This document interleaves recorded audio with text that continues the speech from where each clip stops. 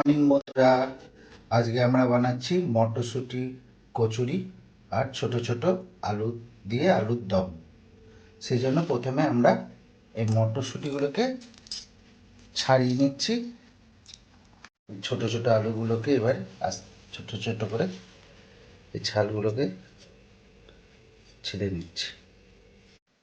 আমার ছেলা হয়ে গেছে, ওয়েলটাকে জ্বালিয়ে নিচ্ছি। এগুলোকে এবার বসিয়ে দিলাম, অল্প পরিমাণ নুন দিয়ে দিলাম। মটরশুঁটিগুলোকে আমি এবার পেস্ট করে নেব। মটরশুঁটিগুলো ঢালা হয়ে গেছে, এবার একটু আদা দিয়ে দিলাম আর দুটো লঙ্কা দিয়ে দিচ্ছি। এবার এটাকে আমি এবার পিষে নিচ্ছি। মটরশুঁটিগুলো পেস্ট করা হয়ে গেছে, এবার আমি টমেটোগুলোকে পেস্ট করে নিচ্ছি। পেস্ট তৈরি। ওভেনটা ধরিয়ে নিচ্ছি, কড়াইটা বসিয়ে দিলাম। কড়াই গরম হয়ে এসছে, এবার তেল দিয়ে এবার আলুগুলোকে ভেজে নেব।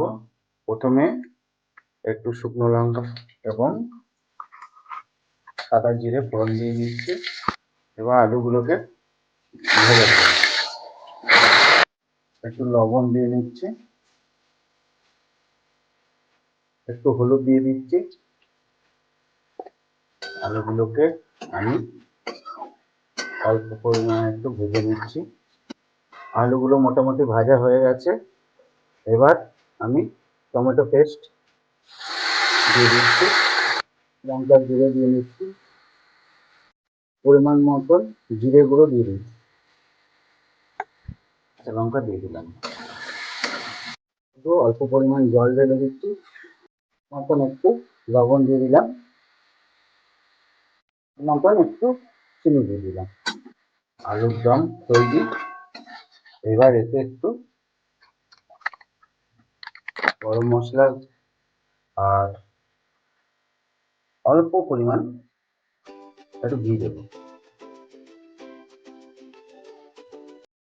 মিক্সিংয়ের জন্য ধনে পাতা একটু দিয়ে দিলাম। আলুর দম তৈরি।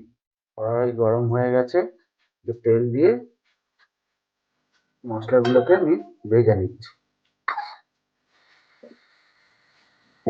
আগ মতন একটু লবণ দিয়ে নিচ্ছি, আগ মতন একটু চিনিও দিয়ে দিলাম, অল্প পরিমাণ একটু জিরে গুঁড়ো দিয়ে নিচ্ছি, পরিমাণ ধনেও দিয়ে দিলাম, একটু হলুদ গুঁড়ো দিয়ে দিলাম, অল্প একটু